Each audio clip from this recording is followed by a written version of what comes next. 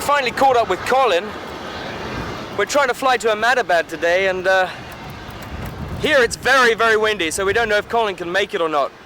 Might be a case of the hare finally overtaking the tortoise. Who knows? We're going to go and wish Colin some luck. Colin would need patience as well as luck to outmaneuver Pakistan's notorious bureaucrats.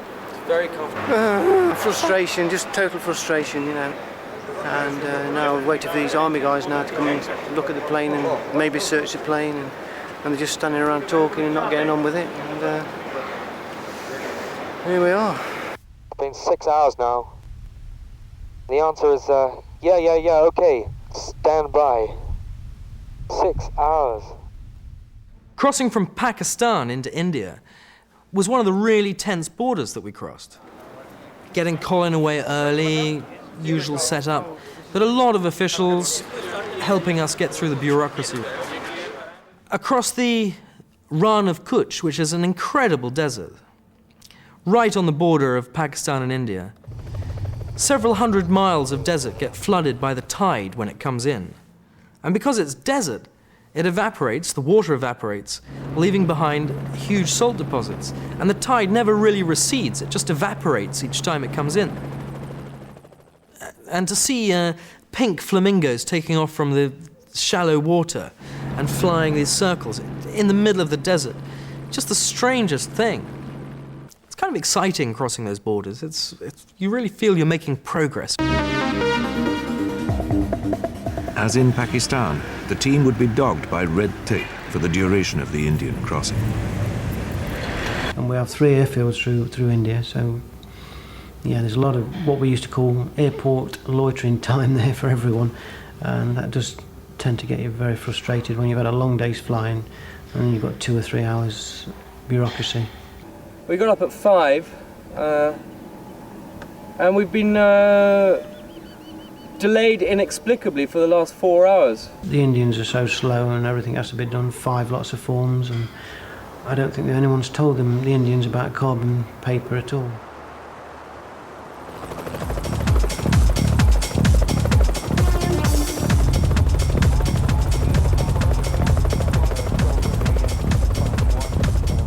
It wasn't only customs officials who would test the adventurers' nerves in India. This was the height of the monsoon season, and during the flight to Calcutta, Colin started to encounter serious problems in the heavy storms. Colin's got about 250 miles to run to Calcutta. We're quite worried about the monsoon. And sure enough, he's high up, and the storms are building, and he's worried about getting ripped to pieces. He's so light, he's thinking about landing now. As the conditions grew more dangerous, Colin had no choice but to stop for the night at a small rural airstrip, where, as usual, he pulled a crowd. Whole villagers turned out to see what's going on. Probably they'll know about him from the press. Colin had made a wise decision. The others had to struggle on to Calcutta through the teeth of a monsoon that would have destroyed his microlight. Be quite heavy rain in the middle of that. We're going to catch the edge of it just up here. Well, we're finally flying into monsoon terrain, monsoon territory. 24 hours later, the weather had improved, and Colin was able to reach Calcutta in time to meet the Indian media. Day 20, and time for the team to say goodbye to India, a country where Q had caused quite a stir. What did you say I look like? Yeah, like a king. King of Calcutta.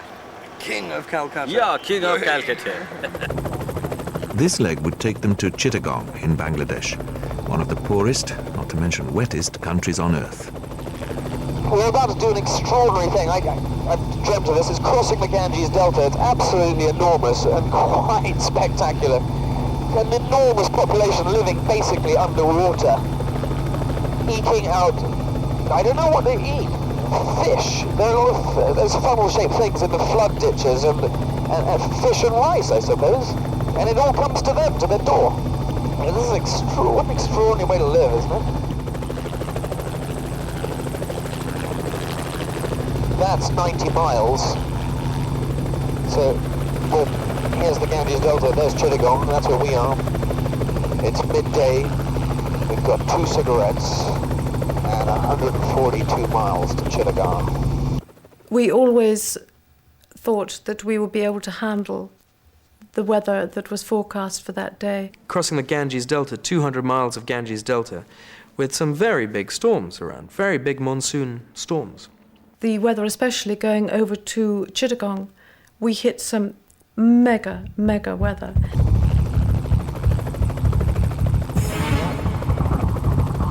For Colin, his aircraft is very sensitive to turbulence. Any turbulence, any serious turbulence, would tear him to bits. 088.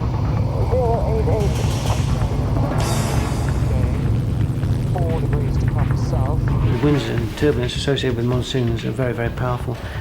And I actually flew straight into one going into Bangladesh. Colin was about to encounter the most terrifying conditions of his long flying career. Colin seems to have found himself in the middle of a monsoon storm. He can't even see his instruments at the moment. And you could just imagine sitting there with probably half a dozen firemen with the hoses on you full blast onto your face and body. It just felt like that. In fact, it was that bad I couldn't see the instrument panel on the aircraft. If you look at that storm to our left, I think that's what he's in. That was one of those occasions where I had all I could cope with, so I wasn't any help or any major sympathy to Colin, who was having an even worse time.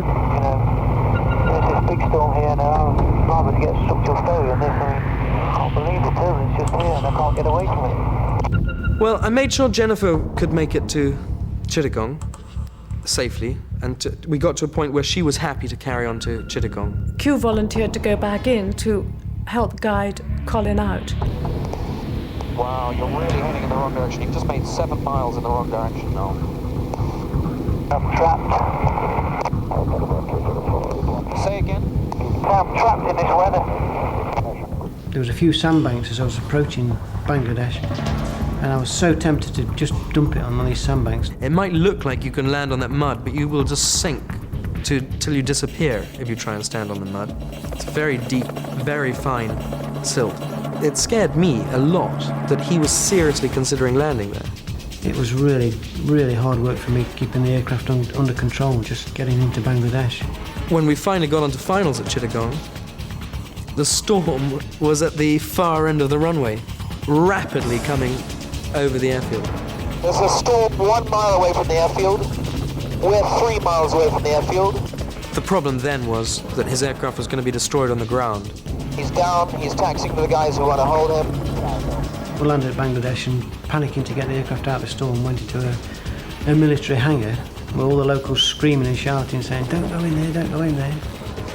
He had to do it there and then, and he did, and he made the right decision, and it saved his aircraft.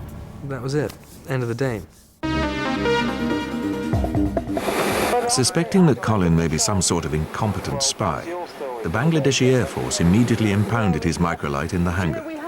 It took 24 hours of negotiations and plenty of goodwill on the authorities' part before they let the team get on their way again.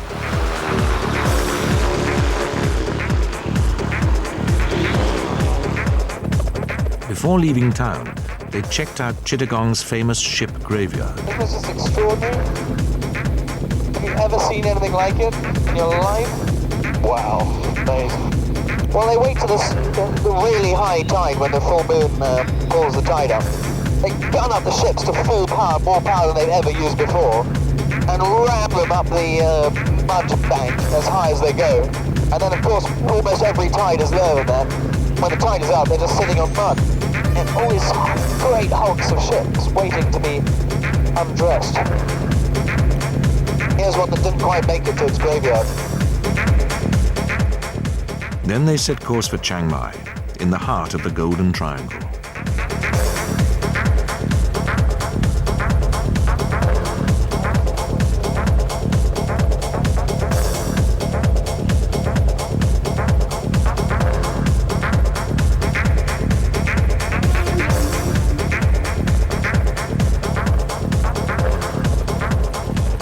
In the fine weather, the mountainous jungle was a truly spectacular sight.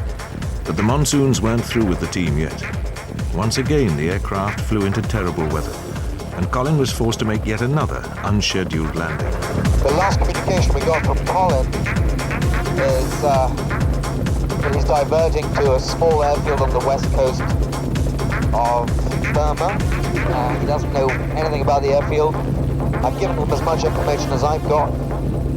And that's it. His attempt to get to Yangon and or even Chiang Mai today is abandoned.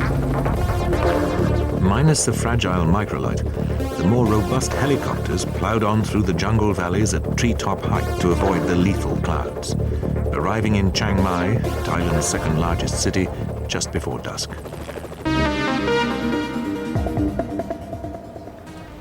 "8 a.m. on day 23, and early bird Colin makes a surprise entrance.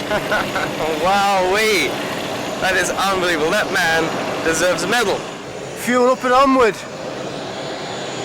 Jennifer is also anxious to get on her way.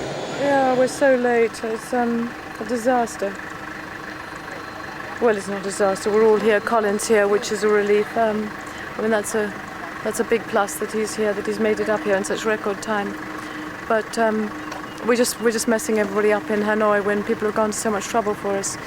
You know, the British ambassador is lined up to give us a drinks party, and they got the national television, and I don't think we're going to be there. With the group reunited once again, it was time to press on across the jungles of Thailand and Laos.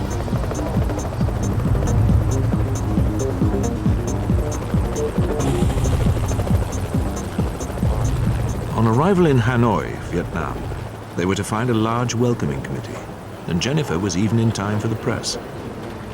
From Hanoi, the team was poised to embark on the most groundbreaking leg of the trip so far, a flight over the Chinese mainland to Hong Kong. The story is that it would appear that we have clearance. This was an unprecedented flight clearance for private aviators to obtain, so while the others refueled, Colin went on ahead. But just minutes before their departure, the flight clearances were mysteriously revoked. They cancelled our flight plan, and we have only just heard the reason why. And that's because, you know, Colin did not report at Nanning, and now the Chinese Air Force say we cannot go. While a mystified crew pondered their next move, a dramatic call came through from Colin. But that they were firing at you? This is I think that's going to be quite a major issue. major issue. Oh, Christ. They keep dive bombing you, but... I think this may turn into a political issue. It's very bad. Under fire from the Chinese Air Force, Colin was in greater peril than he could have possibly imagined.